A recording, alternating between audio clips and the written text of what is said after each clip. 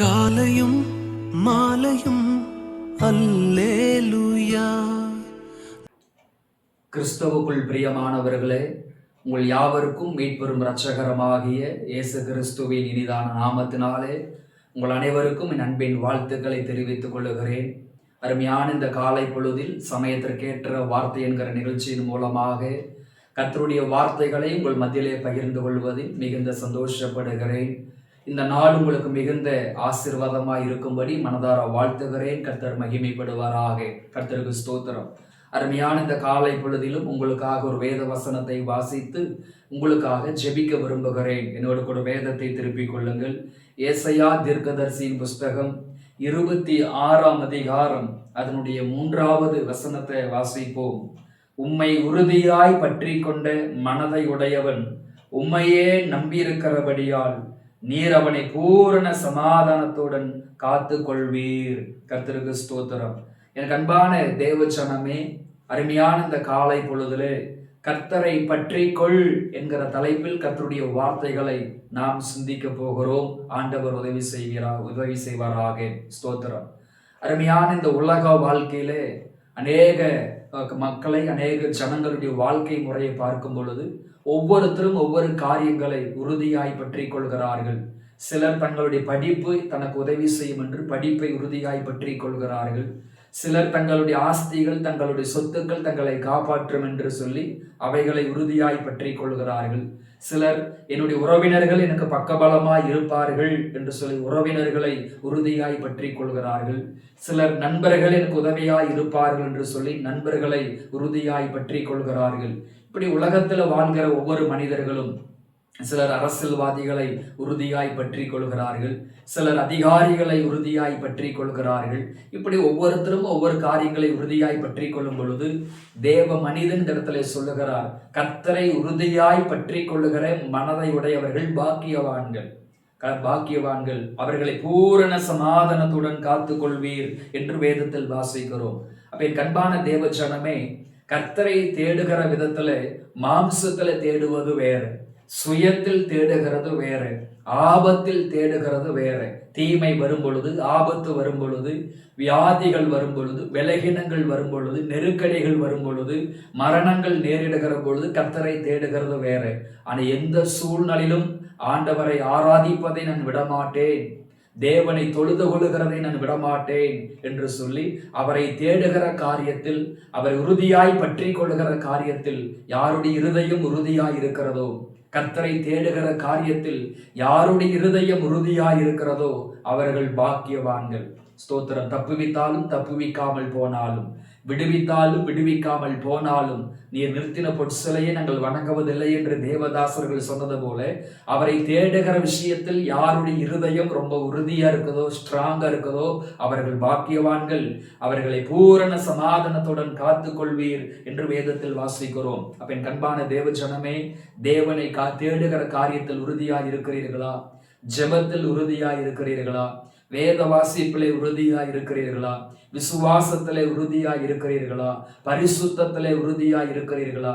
எடுத்த தீர்மானத்தில், எடுத்த பொருத்தனைகளில் உறுதியாய் இருக்கிறீர்களா? ஆலயத்துக்கு செல்லுகிற காரியத்தில் உறுதியாய் இருக்கிறீர்களா? கொடுத்த ஊழியத்தில் உறுதியாய் இருக்கிறீர்கள் என்று இந்த பகல் வேளை உங்களை நீங்களே ஆராய்ந்து பாருங்கள். தேவனுக்காக இதை செய்வேன், ஆலயத்திற்காக இதை செய்வேன், ஊழியத்திற்காக இதை செய்வேன், ஊழியக்காரர்களுக்காக இதை செய்வேன் என்று நீங்கள் வாயிட்டு சொன்ன வார்த்தைகளை நிறைவேற்றுவதில் உறுதியாய் இருக்கிறீர்களா என்று சொல்லி சிந்தித்து பாருங்கள். ஆத்துமாதையும் செய்வேன், சுவிசேஷம் அறிவிப்பேன், கிராமங்களுக்கு செல்லுவேன் என்று சொல்லி எடுத்த பொருத்தனைகளிலும் தீர்மானங்களிலும் உறுதியாய் இருக்கிறீர்கள் என்று சொல்லி இந்த பகல் வேளை சிந்தித்து பாருங்கள். அப்படி யாரெல்லாம் உறுதியாய் இருக்கிறார்களோ அவர்கள் பாக்கியவான்கள், அவர்களை பூரண சமாதானத்தோட காத்து கொள்வீர் என்று வேதத்தில் வாசிக்கிறோம். பரிசுத்த வேதத்தில் அப்படி உறுதியாய் இருந்து ஆசீர்வாதங்களை பெற்றுக்கொண்ட ஒரு சில பிள்ளைகளை மாத்திரம் நாம் சிந்திக்க போகிறோம். ஆதிகாமம் 32ஆம் அதிகாரத்திலே 26வது வசனத்தை நாம் வாசிக்கும் பொழுது, அவர் நான் போகட்டும், பொழுது விடுகிறது என்றார். அதற்கு அவன், நீர் என்னை ஆசீர்வதித்தால் ஒழியே உம்மை போக விடேன் என்றார். கர்த்தருக்கு ஸ்தோத்திரம். அன்பானவர்களே, யாக்கோபு தன்னுடைய சகோதரனுக்கு பயந்து தன்னுடைய மாமாவாகி லாபானுடைய வீட்டிலே போய் அங்கு வாழ்ந்து 20 வருடங்கள் முடிந்து மனைவி, பிள்ளைகள், ஆடு, மாடு, ஒட்டகம், மிருக ஜீவன்களோடு தங்கள் சொந்த தேசத்திற்கு அவர் திரும்பி வருகிறார். அப்படி திரும்பி வருகிற பொழுது எதிர்முனையில ஏசா கொல்லுவதற்காக பட்டயத்தோடு சில நபர்களை அழைத்து கொண்டு வருகிறான். பின்புறத்திலே லாபான் துரைத்து வருகிறான். அப்ப முற்புறத்திலே ஏசா, பின்புறத்திலே லாபான். என்ன செய்வதென்றே தெரியவில்லை. அப்போது அன்றைக்கு இரவு தேவ சமூகத்தில் அமர்ந்து யாக்கோபு ஜெபிக்கிறார்.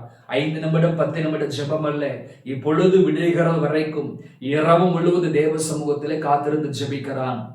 உறுதியாய் ஜெபிக்கிறார், கண்ணீரோடு ஜெபிக்கிறார், ஊக்கமாக ஜெபிக்கிறார், இடைவிடாமல் ஜெபிக்கிறார், ஸ்தோத்திர விழித்திருந்து ஜெபிக்கிறார், தெளிவாக ஜெபிக்கிறார். அப்ப ஆண்டவர் சொன்னார், அதிகாலை வேளையிலே பொழுது விடுகிறது, நான் போகட்டும் என்று ஆண்டவர் சொல்லுகிறார். அப்பொழுதும் யாக்கோபு சொன்னார், என்னை ஆசீர்வதித்தால் ஒழிய உம்மை போக விடேன் என்று சொல்லி அங்கு உறுதியாய் ஜெபித்ததனாலே அந்த இடத்துல ஆண்டவர் யாக்கோபை ஆசீர்வதித்தார் என்று வேதத்தில் வாசிக்கிறோம். ஆதிகம் 33 அதிகாரம் 29 என் நாமத்தை கேட்பானேன் என்று சொல்லி அங்கு அவனை ஆசீர்வதித்தார். என் கண்பான தேவ பிள்ளைகளே, யாக்கோபு இரவு முழுவதும் தேவனை தேடுகிற காரியத்தில் ஜெபத்திற்கு பதில் வருகிற வரைக்கும், கண்ணீருக்கு பதில் வருகிற வரைக்கும், என் மன விருப்பங்கள் நிறைவேறுகிற வரைக்கும், சத்துருக்களின் கைகளுக்கு என்னை விடுதலையாக்குகிற வரைக்கும் நான் ஜெபிப்பேன் என்று சொல்லி உறுதியாய் இருந்தபடியால் யாக்கோபை தேவன் ஆசீர்வதித்தார். யாக்கோபை தேவன் ஆசீர்வதித்தார். அவன் பெனியேலை கடந்து போகையில் ஸ்தோத்திரம் அங்கே சூரியன் உதயமாயிற்று என்று வேதத்தில் வாசிக்கிறோம். பெத்தேலிலே படுக்கும் பொழுது அஸ்தமனம் உண்டாயிற்று, அந்த பெனியேலிலே வெளிச்சம் உண்டாயிற்று என்று சொல்லி அங்கு வேதத்திலே படிக்கிறோம். ஸ்தோத்திரம். பெனியேல் என்று சொன்னால் தேவனுடைய முகம். அந்த இடத்துல ஒரு தேவனுடைய வெளிச்சம், தேவனுடைய முகம் அங்கு வெளிப்பட்டதை நம்ம வேதத்தில் படிக்கிறோம். என் கண்பான தேவ பிள்ளைகளே, யாக்கோபை போல அற்புதம் நடக்கிற வரைக்கும், அதிசயம் நடக்கிற வரைக்கும், மன விருப்பங்கள் நிறைவேறுகிற வரைக்கும், ஸ்தோத்திரம் சத்துருக்களை முறியடிக்கிற வரைக்கும், சத்துருக்களின் கண்களில் தயவு கிடைக்கிற வரைக்கும் யாக்கோபை போல உறுதியாய் கர்த்தரை பற்றி கொள்வோமானால் நிச்சயமாக யாக்கோபை ஆசீர்வதித்தவர் நம்மையும் ஆசீர்வதிக்க வல்லமையுள்ளவர். கர்த்தருக்கு ஸ்தோத்திரம்.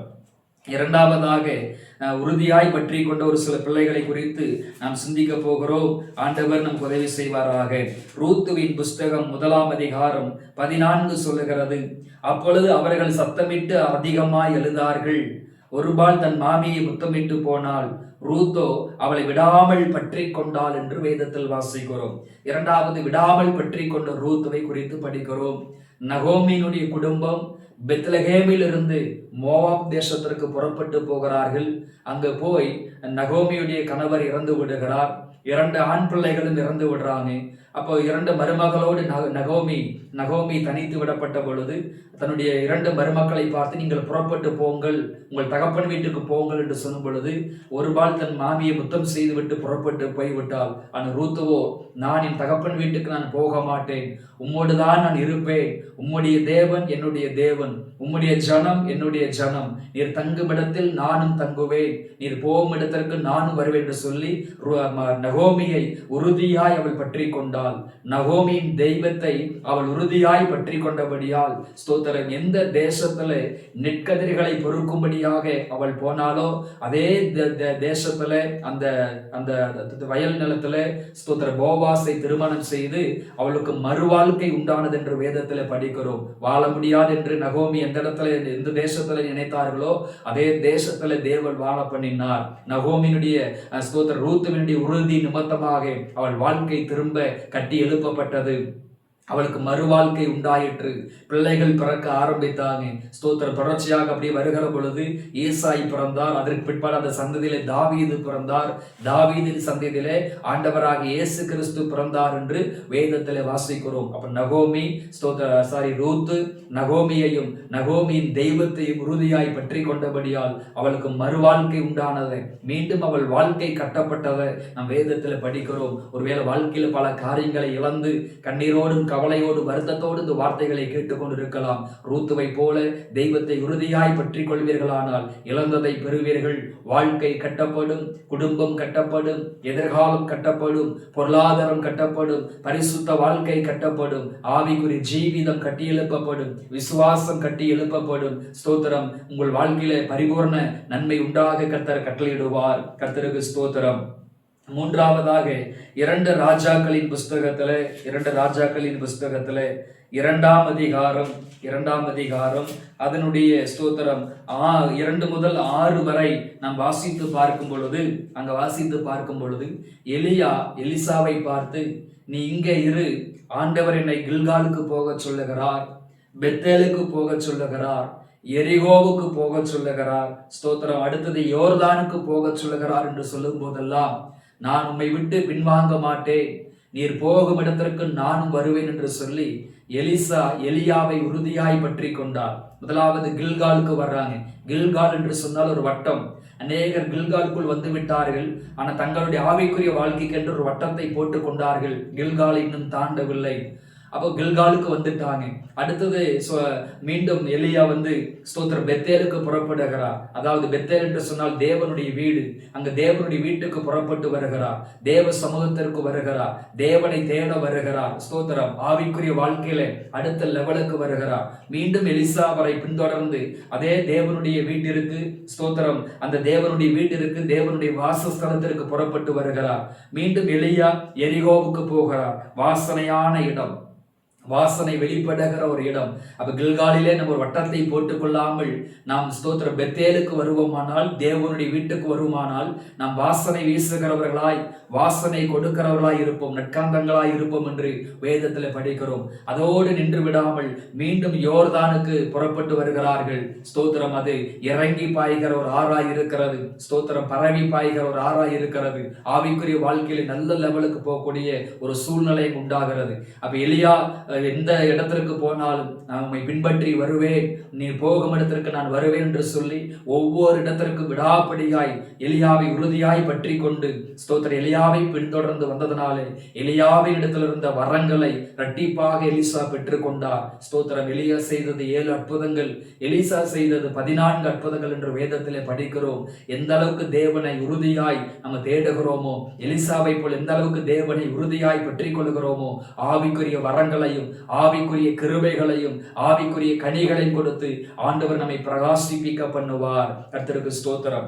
நான்காவதாக 2 ராஜாக்கள் 4ஆம் அதிகாரம் 30வது வசனத்தை வாசிக்கும் பொழுது, பிள்ளையின் தாயோ நான் உம்மை விடுகிறதில்லை என்று கர்த்தரின் ஜீவனையும் உடைய ஜீவனையும் கொண்டு சொல்லுகிறேன் என்றால், அப்பொழுது அவன் எழுந்திருந்து அவன் பின்னே போனான் என்று வேதத்தில் வாசிக்கிறோம். அவள் பின்னே போனான் என்று வேதத்தில் வாசிக்கிறோம். பாருங்கள், சுனேமியாளுடைய பிள்ளை மரித்து போனது. கேயாசியை அனுப்பி வைக்கிறார். ஆனாலும் அந்த தாயர் எலிசாவை பார்த்து, நான் உம்மை விடமாட்டேன், உம்மை உறுதியாய் பற்றி கொள்வேன், நீங்க சொல்லிதான், நீங்க ஜெபம் பண்ணிதான் அந்த பிள்ளை கிடைத்தது, இப்ப அந்த பிள்ளை இறந்து போயிருச்சு, அந்த பிள்ளை எனக்கு ஜீவனோடு வேண்டும் என்று சொல்லி எலிசாவை உறுதியாய் பற்றி கொண்டபடினாலே எலிசா புறப்பட்டு போகிறார்.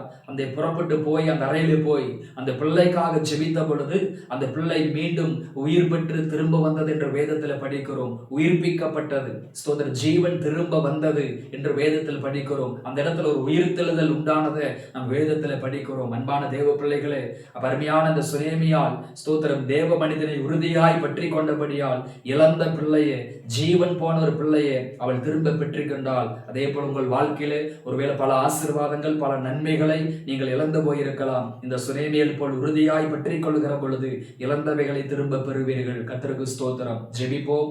எங்களை அளவுக்கு அதிகமாய் நேசிக்கிற எங்கள் அன்பின் பரலோக பிதாவே, ஆசீர்வாதமான இந்த காலை பொழுதற்காக ஸ்தோத்திரம். ஆண்டவரே, தூரத்திலும் சமீபத்திலும் இந்த வார்த்தைகளை கேட்கிற ஒவ்வொரு பிள்ளைகளையும் ஆண்டவர் ஆசீர்வதியும். யாக்கோபு அன்றைக்கு உறுதியாய் பற்றி கொண்டு அப்ப இரவு முழுவதும் காத்திருந்து ஜெபித்ததனாலே அவர் ஆசீர்வதிக்கப்பட்டார். ஆண்டவரை விடுதலையாக்கப்பட்டார். எதிரிகளின் கண்களிலே அனுகூலம் உண்டாயிற்று என்று வேதத்திலே படிக்கிறோம். அதே போல் உறுதியாய் ஜெபிக்கிற பிள்ளைகளுக்கு யாக்கோபு அற்புதம் செய்த தேவன் இவர்களுக்கும் செய்வீராக. இரண்டாவது, ரூத் நகோமியை உறுதியாய் பற்றி கொண்டதனாலே அவளுக்கு மறுவாழ்க்கை ஆசீர்வாதம் உண்டானது போல இவங்க வாழ்க்கை திரும்ப கட்டப்பட, ஜெப வாழ்க்கை, ஆவிக்குரிய வாழ்க்கை, உலக வாழ்க்கை திரும்ப கட்டப்பட என் ஆண்டவர் உதவி செய்யும்படி நான் மனதார ஜெபிக்கிற ஆண்டவரே. அப்ப மூன்றாவதாக, அப்ப ஸ்தோத்திரம், எலிசா எலியாவை உறுதியாய் பற்றி கொண்டபடியால் ஆண்டவர் வரங்களை இரட்டிப்பாய் பெற்றுக்கொண்டு 2 மடங்கு அற்புதங்களை செய்ததை வேதத்தில் படிக்கிறோம். அப்படி ஆவிக்குரிய வாழ்க்கையில தாகத்தோடு உறுதியாய் பற்றி கொள்ளுகிற பிள்ளைகளை இன்னும் அபிஷேகத்தால் ஆவிக்குரிய வரங்களால் நிரப்பும்படியாய் ஜெபிக்கிற ஆண்டவரே. இழந்தவைகளை திரும்ப பெற கர்த்தர் உதவி செய்யும். இவங்க வேலை, இவங்க வருமானம், இவங்க செய்கிற தொழில்கள், இவங்க செய்கிற ஊழியங்கள் இயேசுவின் நாமத்தில் ஆசீர்வதிக்கப்படட்டும். பயணங்கள் ஆசீர்வாதம் இருக்கட்டும். ஆறுதல் படுத்தும், தைரியப்படுத்தும், பலப்படுத்தும். எல்லா தீமைகளுக்கும் விலக்கி காத்திருளும். கேள்விகளுக்கு பதில் தாரும். பணத்தடைகள், பொருளாதார தடைகள் நீக்க உதவி செய்யும். பிள்ளைகளை கிருபைக்குள் மறைத்துக் கொள்ளும். இயேசுவின் நாமத்தில் பிதாவே, ஆமென், ஆமென். கிறிஸ்துவுக்குள் பிரியமானவர்களே, இந்த வசனத்தின் அடிப்படையிலே ஆண்டவர் உங்களை ஆசீர்வதிப்பாராக. God bless you.